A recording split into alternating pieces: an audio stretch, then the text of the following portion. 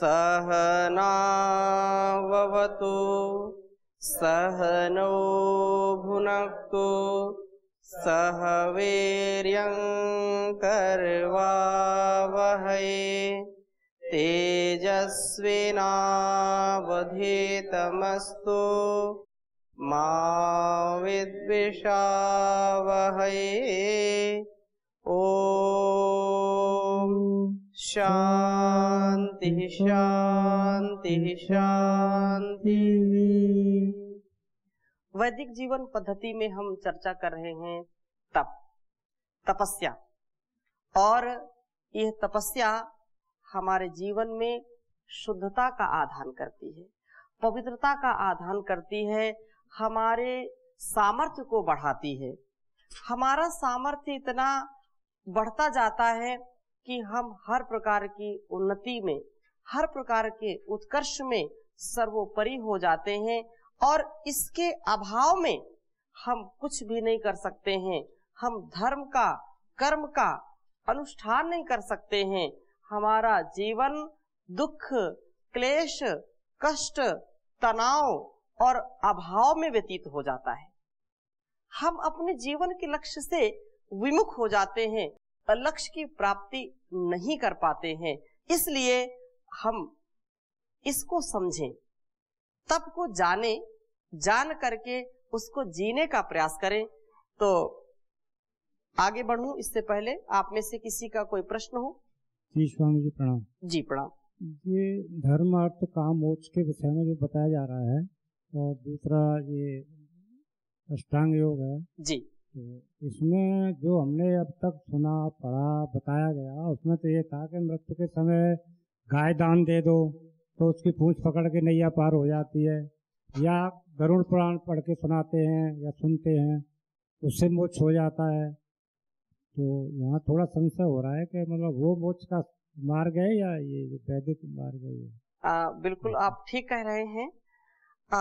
जब किसी भी चीज का, किसी भी स्वभाव का, किसी भी गुण का या किसी भी वस्तु का हम अधिक मूल्यांकन करके उसको बताते हैं, उसकी ज्यादा जो है गुणवत्ता को ऊपर उठा करके बताते हैं, तो लोग उस पर आकर्षित होते हैं, उसको पाना चाहते हैं, उसको प्राप्त करना चाहते हैं या उसको धारण करना चाहते हैं। तो मोक्ष कोई ऐसी चीज नहीं कि आप गाय को दान में दे दिया और मोक्ष हो गया, ऐसा कदापि नहीं है।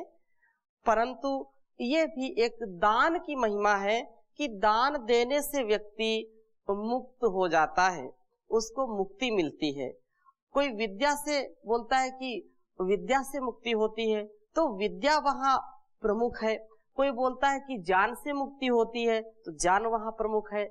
ऐसे ही जो भी आप देखते हैं, एडवर्टाइज करते हैं, तो वो वैसी चीज होती नहीं है। मतलब ये तो कुछ कुछ होता है। तो हम जिस समय जिसकी महत्ता को बताते हैं वो पूरा पूरा वैसा ही है, ऐसा नहीं उसकी अतिशयोक्ति, उसको अधिक बढ़ा चढ़ा करके बताते हैं। लेकिन ऐसा उसमें वो सहायक हो सकता है। जिन संदर्भों में आपने चर्चा की है, इसकी चर्चा हम और आगे करेंगे, इसलिए ज्यादा यहाँ पर उसका विस्तार नहीं दे रहे हैं, आगे विस्तार से इसकी चर्चा करेंगे। परंतु केवल इतना ही आप समझ लीजिए, जैसे कहा कि धर्म क्या है, तो धर्म के विषय में आपने खूब सुना है, अहिंसा परमो धर्मा। अहिंसा क्या है? तपह जो है ये परम धर्म है, विद्या अर्जन ये परम धर्म है, दूसरों की सेवा परम धर्म है। तो धर्म, अब आप ये समझे कि नहीं ये धर्म तो अलग अलग चीज है, ऐसा नहीं है। धर्म तो एक ही कर्तव्य कर्म ही हमारा धर्म है। लेकिन उस समय सत्य को ऊपर उठाने के लिए कि सत्य से बढ़कर के कोई बड़ा धर्म नहीं है, परोपकार से बढ़कर के कोई बड़ा धर्म नहीं है, अहिंसा से बढ़कर के कोई बड़ा धर्म नहीं है। इनमें से यदि हम एक को भी ग्रहण करें तो हमारे जीवन का उत्कर्ष होगा और हम उसको अपने जीवन में पा करके धन्य हो सकते हैं। एक शब्द को समझ करके एक पर हम अपने जीवन को, जैसे दान की बात आपने कही, तो दान से ही दो चीजें हैं। सत्यवादी राजा हरिश्चंद्र की कथाएं आपने सुनी होंगी। तो सत्यवादी भी थे और दानी भी थे। दान में सारा सब कुछ दे दिया, और कर्ण को भी दान के विषय में आप जानते हैं। तो दान से ही लोगों का मान बढ़ता है, वो एक जीवन का एक अलग अंग होता है, विशेष गुण होता है। पुराण का तात्पर्य यहाँ पर इतनी बात समझिए, क्योंकि हम मधुग्राही बने, इस बात को ध्यान से समझिए। चाहे पुराण हो, पुराण का मतलब क्या होता है? जो प्राचीन है, जो पुराना है। लोगों ने उसमें बहुत सारी ऐसी चीजें भी लिखी जो ग्राह्य नहीं है। तो जो चीजें ग्राह्य हैं उनको हम धारण करें। जो 18 पुराणों की बात कही जाती है, तो ऐसा नहीं कि उसमें सब कुछ ही गड़बड़ है, कुछ गड़बड़ है तो बहुत कुछ अच्छा भी है। ऐसा मान करके मधुग्राही बने कि मधु जो मधुमक्खी होती है, वे मधुमक्खियां जा करके अनेक मिष्ठान पर बैठती हैं, अनेक प्रकार के फूलों पर बैठती हैं। वो फूल हो सकते हैं कि आप यदि खा लें तो हो सकता है मृत्यु भी हो जाए, लेकिन उससे वो जहर वाला, विष वाला वो भाग नहीं ग्रहण करती है। उससे केवल जो मिठास है, जो औषधि गुण है, उससे वो चीज लेती है। तो ऐसा हमको समझना चाहिए, और ज्यादा खंडन मंडन में या तर्क वितर्क में, कुतर्क में अपने को समय व्यतीत नहीं करना चाहिए। जहां से भद्र हमको मिले वहां से वो चीज ग्रहण कर लेनी चाहिए। जी स्वामी जी। जी स्वामी जी प्रणाम। जी। आप बताए थे वर्ण के अनुसार अपना कर्तव्य पालन करना ही जो तप है। जी, कर्तव्य है और उस पर अडिग रहना ही तप है। और तप करने के लिए संसार छोड़ के, घर संसार छोड़ के, समाज छोड़ के भीड़ को सब जंगल में घुसते। वो जंगल में घुसने जो तप है, और वर्णाश्रम के अनुसार ये समाज में समूह में रह के कैसे हम तपस्वी बन सकते। एक तो बात ये है कि जो भी हमारा चतुर्वर्ण आश्रम है, तो पहला आश्रम क्या है? ब्रह्मचर्य आश्रम। दूसरा आश्रम क्या है? गृहस्थ आश्रम। तीसरा आश्रम क्या है? वानप्रस्थ आश्रम। चतुर्थ संन्यास आश्रम। तो इन 4 वर्णों के अलावा तो तपस्या कहीं 5वां कोई आश्रम तो है नहीं कि 5वें आश्रम जाकर वो तपस्या करेगा। तो विद्यार्थी जीवन में खूब पुरुषार्थ करना, इंद्रियों पर नियंत्रण रखना, जो अध्ययन है, जो स्मरण है, जो आचरण है, वो उसकी पवित्रता से अपने शिक्षा को बढ़ाना, अपनी विद्या को बढ़ाना, ये विद्यार्थी का तप है। अगर विद्यार्थी ज्यादा गप करता है, ज्यादा जप करता है, ज्यादा तप करता है, तो कहते हैं ये विद्या को प्राप्त नहीं कर सकते। हैं? गपी, तपी और जपी, ये जो 3 है, ये कभी विद्या को ग्रहण नहीं कर सकते। वो बोले कि मैं तपस्या कर रहा हूं, अब आंख बंद करके बैठ जाए, सूत्र न याद करे तो अष्टाध्यायी याद होगी उसको? नहीं, मैं बहुत तपस्वी हूं, 2-2, 3-3 घंटे समाधि में बैठता हूं, योग दर्शन याद न करे, दर्शन, उपनिषद, व्याकरण के सूत्र याद न करे, तो विद्वान बनेगा क्या वो? तो उसका विद्यार्थी जीवन तो चला गया। और इसी प्रकार से दूसरा आश्रम, थोड़ा संकेत कर रहा हूं केवल मात्र। दूसरा आश्रम क्या है? गृहस्थाश्रम। अब गृहस्थाश्रम में वो बोले तप क्या है, तो बोले जंगल में जाकर तप करो। अब उसने विवाह कर लिया है, उसकी धर्मपत्नी है, बच्चे हैं, उनका पालन पोषण कौन करेगा? अगर वो आंख बंद करके बैठ जाए, आजीविका न कमाए, धनार्जन न करे, तो उसका परिवार चल सकता है क्या? नहीं चल सकता है। इसलिए उसका तप क्या है? पूरे पुरुषार्थ के साथ अपने कर्तव्य का पालन करना, अपने बच्चों का भरण पोषण करना, अपनी धर्मपत्नी की इच्छाओं का, जो सदिच्छाएं उनकी पूर्ति करना, ये उसका गृहस्थ आश्रम का कर्तव्य, उसका ये तप है। तीसरा जो आश्रम है वो क्या है? वानप्रस्थ आश्रम है। वानप्रस्थ आश्रम का तात्पर्य ये है कि जो भी उसने गृहस्थ आश्रम में आकर के अपनी शक्ति का क्षय किया है, अपने बल वीर को नष्ट किया है, तात्पर्य यह है कि उसने किसी कार्य में लगाया है, तो उसकी जो है उसको पूरा करने के लिए उस शक्ति का पुनः जो है अपने अंदर आधान करने के लिए उसका जो है अपने शारीरिक बल, अपने बलवीर को बढ़ाने के लिए वानप्रस्थ में जाकर के अपने बल और वीर को बढ़ाए, अपनी तपस्या उसमें जो है प्रतिष्ठित करे, तपस्या से युक्त हो जाए, वो उसका तप है।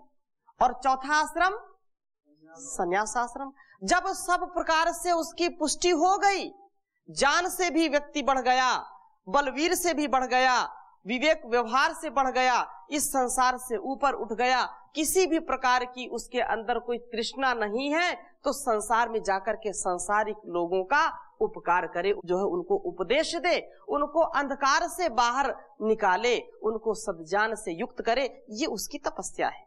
मान अपमान को जो है एक समान समझे, ये तपस्या है। और इसमें कोई विशेष अलग से बात नहीं है। जो आपने कही कि तपस्या केवल जंगल में जाकर के करना, वो ठीक है। अपने को जब कभी हम विचलित हो जाएं तो एकांत सेवन करना चाहिए, एकांत में बैठ करके चिंतन करना चाहिए और मौन होकर के अपने अंदर के सामर्थ्य को बढ़ाना चाहिए, वो अलग पक्ष है।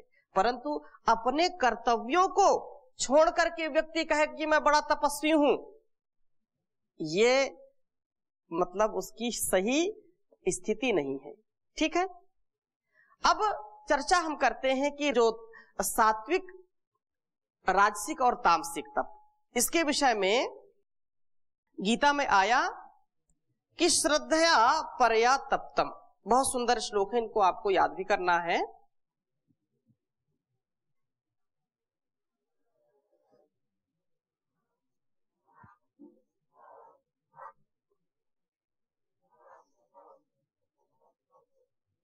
श्रद्धया परया तप्तम।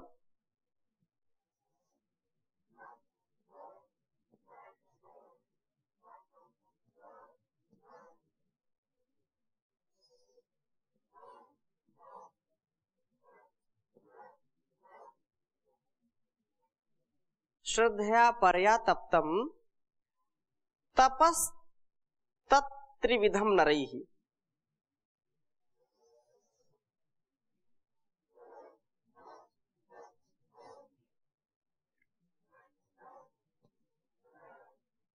तपस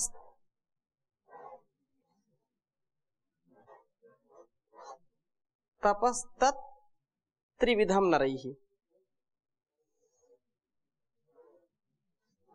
त्रिविधम नरैः। और आगे कहा अफलाकांक्षीभिर्युक्तैः।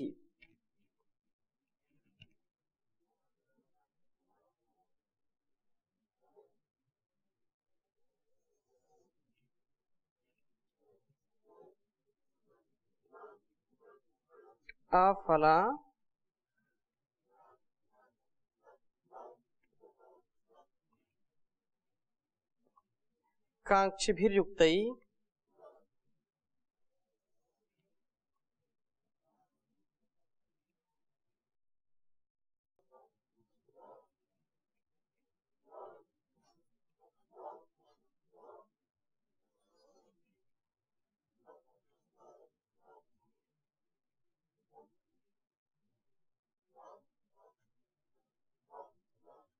युक्तैः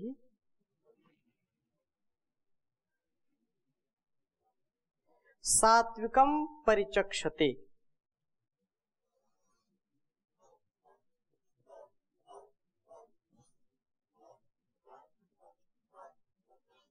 सात्विकं परिचक्षते।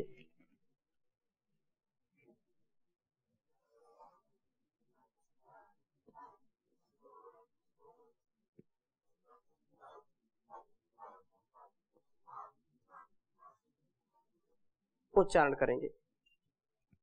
श्रद्धया परया तप्तम तपस्तत्त्रिविधम नरैः अफलाकांक्षभिर्युक्तैः सात्विकम परिचक्षते। तो सबसे पहले कह रहे हैं कि जो सात्विक तप है वो क्या है। सात्विक तप है श्रद्धया परया तप्तम, अर्थात वह तप यत जो तप जो है सत्कार, अर्थात जो फल की आकांक्षा को जो है जो मान नहीं देता, अर्थात फल को न चाहने वाला, जो युक्त ही योगी नरई पुरुषों के द्वारा परया परम श्रद्धया श्रद्धा से तप्तम किए हुए त्रिविधम तीन प्रकार के तप, अर्थात जो मानसिक वाचिक और शारीरिक तीन प्रकार के जो तप हैं, उनमें जो सात्विक तप है वो कहते हैं कि फल की इच्छा से रहित समत्व योग युक्त बुद्धि वाले मनुष्यों के द्वारा परम श्रद्धा के साथ किया गया शारीरिक, वांग्मय और मानसिक, ये तीन प्रकार का जो तप है, त्रिविधम तपः, ये तीन प्रकार के जो तप हैं वे तप सात्विक तप कहलाते हैं। अब इस पर विशेष ध्यान देने की बात है, क्या ऐसा संभव है कि हम कर्म करें और उसकी आशा उसकी आकांक्षा ना रखें?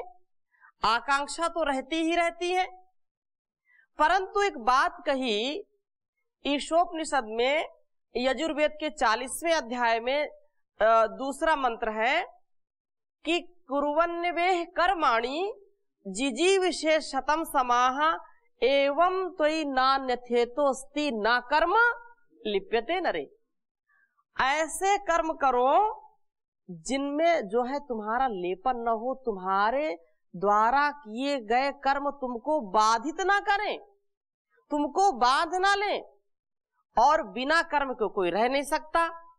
ये भी एक विडंबना है कि कर्म तो करना ही करना है, बिना कर्म के कोई व्यक्ति एक क्षण भी नहीं रह सकता, चाहे मन से, चाहे वाणी से, चाहे शरीर से, कर्म तो हम करते ही रहते हैं, कुछ ना कुछ मन में चलता ही रहता है।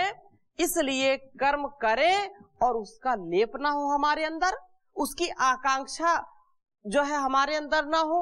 ऐसा यदि हो सकता है तो एक ही उसका उपाय है कि वेदोक्त कर्म, शास्त्र अनुकूल कर्म, ऋषि मुनियों के द्वारा बताए गए कर्मों को यदि हम करते हैं, अनासक्त भाव से कर्म करते हैं, कोई चाह नहीं है, कर्तव्य कर्म को अपना स्वधर्म मान करके यदि कर्म करेंगे तो उसका प्रभाव हमारे मन पर नहीं पड़ेगा।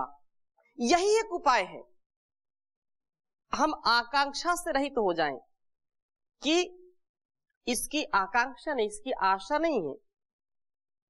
कर्म करो लेकिन फल की आशा मत रखो। तो कब कर सकते हैं? जब केवल कर्म पर हमारा ध्यान हो, फल पर हमारा ध्यान न हो। हमारा कर्तव्य हमको दिखाई पड़ना चाहिए, हमारा अधिकार क्या है उसकी हमको कोई परवाह नहीं करनी है। जब अधिकार सामने आ जाता है कि मैंने इतना कार्य किया है, मुझको इतना धन चाहिए, मैंने इतना उपकार किया है, उपकार के बदले में ये चाहिए, तो फिर वो उपकार तुम्हारा बेकार हो जाता है। उपकार की कोई कीमत नहीं लगाता है।